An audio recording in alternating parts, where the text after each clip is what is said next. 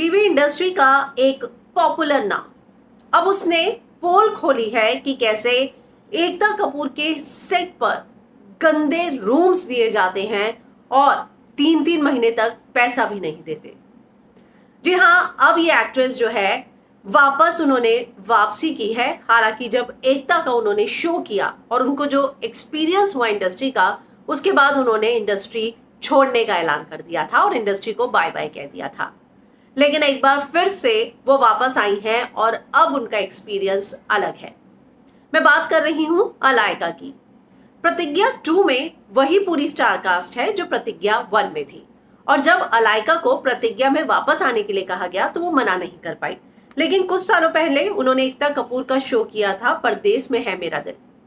उनका कहना है कि एकता का मैंने ये शो किया, उस दौरान मुझे सेट पर जो एक्सपीरियंस हुआ उसको देखकर फिर मैंने इंडस्ट्री छोड़ दी, क्योंकि वहां पर जो लीड एक्टर्स के साथ बिहेव होता था वैसा कैरेक्टर आर्टिस्ट के साथ नहीं होता था। वहां लीड को अलग वैनिटी वैन दी जाती थी और कैरेक्टर आर्टिस्ट को छोटा गंदा रूम दिया जाता था। तो अलायका ने कहा वहां पर तो स्पॉट दादा भी खुद को प्रोड्यूसर मानते थे। एकता कपूर मैम को तो कुछ पता ही नहीं होता था कि सेट पर किसके साथ कैसा ट्रीट किया जा रहा है। वहां पर लीड्स को बड़ी सी वैनिटी दी जाती थी, बाकी कैरेक्टर आर्टिस्ट उनको एक गंदा सा छोटा सा रूम दे दिया जाता था।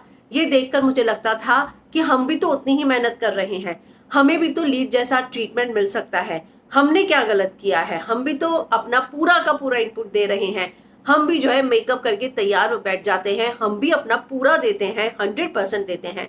3 महीने बाद जो है एकता कपूर के सीरियल में पैसा मिलता था, तब तक हम अपने पैसों से सर्वाइव करते थे। हमें अपना बेस्ट देने में जान लगा देते थे, समय पर आते थे और जो है अपने पूरे शॉट देते थे। हम भी तो वही करते थे जो लीड एक्टर करते थे। तो कैरेक्टर आर्टिस्ट के साथ भेदभाव क्यों होता था? इस शो के बाद मुझे इतना हर्ट हुआ कि मैंने सोचा अब मैं इंडस्ट्री में काम नहीं करूंगी जहां पर इस तरीके से भेदभाव किया जाता है, और मैंने जो है क्विट कर दी इंडस्ट्री और अपना यूट्यूब शुरू कर दिया।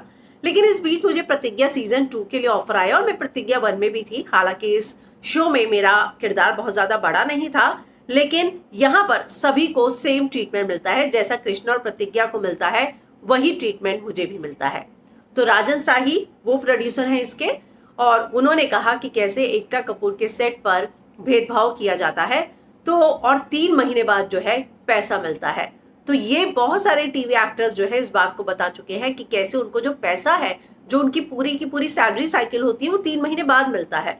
और इसी बात को उन्होंने, लेकिन सोचिए अलायका का एक्सपीरियंस एकता के सेट पर इतना बुरा था कि उन्होंने इंडस्ट्री छोड़ने का ऐलान तक कर दिया था।